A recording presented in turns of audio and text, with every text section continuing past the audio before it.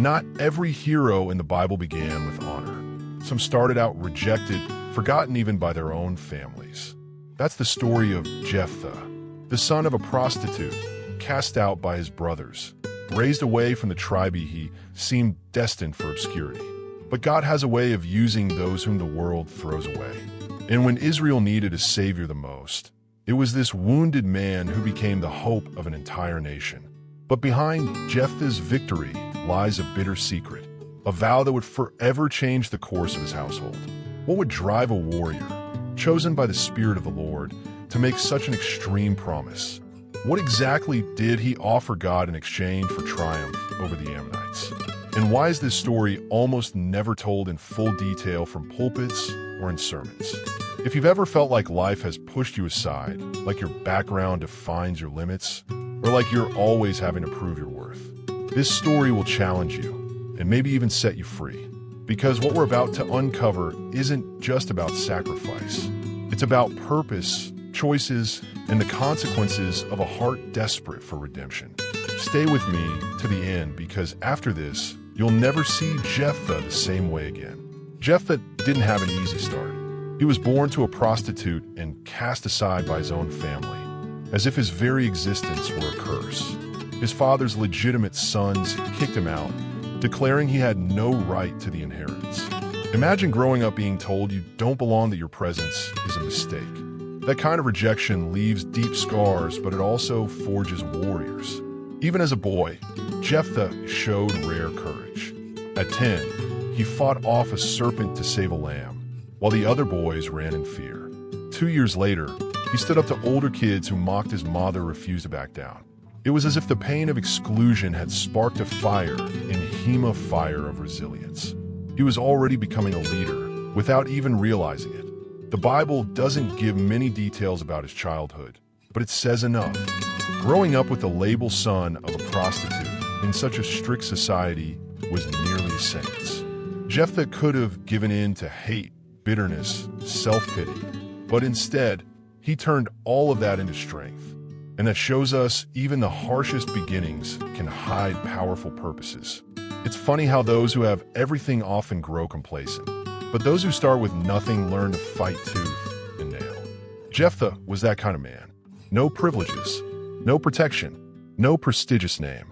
Everything he had, he earned the hard way. And maybe that's why what he built meant so much, because it didn't come easy, and he knew it. If you've ever felt out of place or not enough because of where you come from, remember, God has a habit of turning the rejected into key players in his plan. Jephthah didn't know it yet, but his name would be remembered for centuries. He didn't have to prove anything to anyone. He just had to keep going. And that's exactly what he did, starting with a new life in the hills of Tob. Kicked out of his home, Jephthah didn't play the victim. He took refuge in the hills of Tobah, a place far from society's judging eyes. But it was there, among the forgotten, that his true story began. Outcasts, debtors, and the disgraced gathered around him. And soon, Jephthah became more than a leader, became a symbol. These men didn't follow him for his family. He didn't have one. They didn't follow him for wealth, had none. They followed Jephthah because they saw courage, loyalty, and real strength in him. He shared his bread, his burdens, and his battles. He led by example, not by title. And oddly enough, that commands more respect than noble ranks. Picture that today, a group of outcasts, led by someone who knew rejection firsthand. A voiceless people, now with direction. Jephthah's leadership was born out of pain, but it bloomed in fellowship. He didn't demand authority, inspired trust. And maybe that's why his influence grew, even on the margins of society. We often think only those with degrees, titles, or connections can lead. But Jephthah proves that true authority comes from within. It comes from facing pain with your head held high, from refusing to surrender to your circumstances, from knowing what it means to fight for every inch. And when someone like that speaks, even the proud listen. In the hills of Tob, Jephthah found something priceless, a purpose bigger than his pain. He realized he could change his own story and others too with courage and vision. That season shaped his soul for what was coming next. Because when crisis came and Israel cried, for help, the very people who once rejected him came knocking. Time passed, and with it came war. Once again, Israel faced a threat, this time from the Ammonites. And who did the elders of Gilead seek out? The very man they had once rejected. Desperation humbles even the proud. They journeyed to Tob, looked Jephthah in the eye, and asked for help. Imagine the scene. The same people who once said, "You're not worthy," now plead, "Come save us." Jephthah could have taken revenge, walked away, basked in sweet justice. But instead, he confronted them firmly. Why now? Why only come when you need something? That wasn't bitterness, that was maturity. It was knowing your worth and refusing to sell it cheap. The elders promised, "If you lead us, you'll be our chief." He was no longer the cast-off. He was the only one who could deliver Israel. Jephthah didn't jump at the offer. He set terms. He demanded guarantees. And he raised the lesson: when someone who was once humiliated rises up, they no longer negotiate from a place of shame. He knew the season of disgrace was over. God's irony is beautiful. He used the rejected to bring redemption. The one discarded became the only hope. And the Bible is full of moments like this. As if God is saying, "I lift up those the world tears down." And when that happens, even the hardened recognize the hand of God. Jephthah accepted the call, but never forgot who he was. He knew he wasn't chosen for his name or politics. He was chosen for his faith, his courage, and the Spirit of the Lord that rested on him. And that's how the next chapter begins, with a man shaped by pain about to make a vow that would change everything. Before facing the Ammonites, Jephthah did what many do in times of pressure. He made a vow to God. He promised that if he returned victorious, he would offer as a burnt sacrifice whatever came out first from the door of his home. The intention seemed noble, full of faith.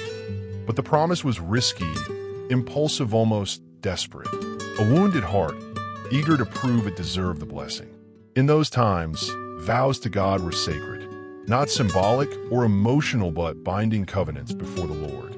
No one forced Jephthah to make that vow, chose to. Perhaps he assumed a goat or a lamb would come out first. But faith without discernment can become a trap. And that's exactly what happened. The war hadn't even started, but the weight of the vow already hung over him. Jephthah trusted that God would grant victory, but he placed a heavy price as proof. It was like he was saying, "Lord, he'll give everything." And while that kind of surrender can be moving, it also carries the seeds of tragedy. Not every act of faith needs to come with extreme sacrifice. This moment invites us to reflect on the promises we make to God in our pain or fear. How many times have we said, "Lord, if you get me out of this, he'll never." Jephthah wasn't alone, but he teaches us the danger of making commitments without considering the cost. True faith doesn't bargain, it rests in love and trust. As he marched to war, Jephthah carried more than Israel's hopes. He carried a secret vow, something no one else knew, a sacrifice that others might have dismissed as symbolic. But to him, it was a sentence. Deep down, he already feared who might come running to greet him. When the war finally came, Jephthah didn't hesitate. He took command with an authority born not from rank, but from lived pain. He inspired not with hollow speeches, but with words rooted in truth and hope. The Spirit of the Lord came upon him, and that changed everything. He arranged the troops with wisdom. He revived the broken and reignited weary hearts. He wasn't just a commander. He was God's instrument in that moment. And when someone is filled with the Spirit, you can feel it. It's not human strength. It's something higher, something that shifts atmospheres. His trust wasn't in swords or numbers. It was in divine justice, in the belief that God fights for those who trust him. Even with the heavy vow weighing on his heart, Jephthah stayed focused, anchored in a higher purpose.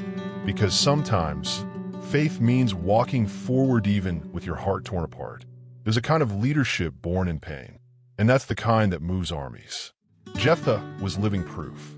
He didn't just carried others with the weight of his own story. Every soldier saw themselves in him. A man who lacked everything, but had all he needed: faith, courage, and a divine calling. On the battlefield, Jephthah wasn't the strongest or the most powerful, He was the most determined. And that was enough. God doesn't look for appearance, he looks for willingness. And when he finds someone ready to pay the price, even with scars, he moves with power. The battle was near, and so was the tragedy. And Jephthah knew victory would come, but it would taste bittersweet. The battle against the Ammonites was fierce. But from the very beginning, Jephthah showed mastery and strategy like few leaders in Israel ever had. He didn't just command inspired. And while the warriors charged ahead with courage, there was still a shadow over their commander's heart. Every step closer to victory carried with it a silent dread what awaited him when he returned. The Spirit of the Lord remained with him, strengthening his arms and guiding his decisions. The troops were on fire with faith and conviction, something rare in such troubled times. God's presence could be felt in the shouts of the men, in the way they moved, in the supernatural strength that seemed to hover over the battlefield. But deep within, Jephthah couldn't shake the weight of the vow he had made. Victory came. Israel triumphed with honor. The Ammonites were defeated, and the people celebrated in a way they hadn't in years. But Jephthah didn't rejoice like the others. As the drums beat and the dancers took to the streets, he rode home with a heavy heart, because he had made a promise to God. And as a man of his word, he knew there was no going back. That kind of tension between duty and emotion. It's something few truly understand. It's the conflict between bold faith and the cost of that faith. Jephthah had made a sincere but reckless vow. He wanted to honor God with everything. But maybe he didn't realize that everything might include what he loved the most. And now, he was about to discover the price of surrender. When he saw his house in the distance, it was like time stopped. And what came running to greet him wasn't a lamb, wasn't any kind of animal. It was his daughter, his only daughter. And in that instant, the sound of victory was swallowed by the echo of heartbreak. Because sometimes, even promises made in faith can split us in two. But Jephthah already knew. A vow is a vow. And you? Have you ever stopped to think about the vows you've made? The silent promises you still carry deep in your heart? Are you willing to pay the price for what you ask God with such passion? Jephthah's story urges us to be mindful of our words, our commitments, and above all, the purpose behind them. Not every sacrifice is truly necessary in God's eyes. Maybe you're in a battle right now. Maybe you're in the middle of a war trying to prove your worth, find your place, or seek redemption. But is the victory you're chasing worth what you're risking? Is God even asking for that sacrifice? Or does he simply want your whole, honest heart? Jephthah won, but he lost something irreplaceable. And that's a lesson that still echoes to this day. Now tell me, what promises have you made in the heat of emotion? And more importantly, which of them are still shaping you in silence? If this story touched you in any way, don't keep it to yourself. Share it. Comment below what moved you the most. And of course, subscribe to the channel, hit the bell, and stay with us. Because here, every biblical story is a mirror into our own journey.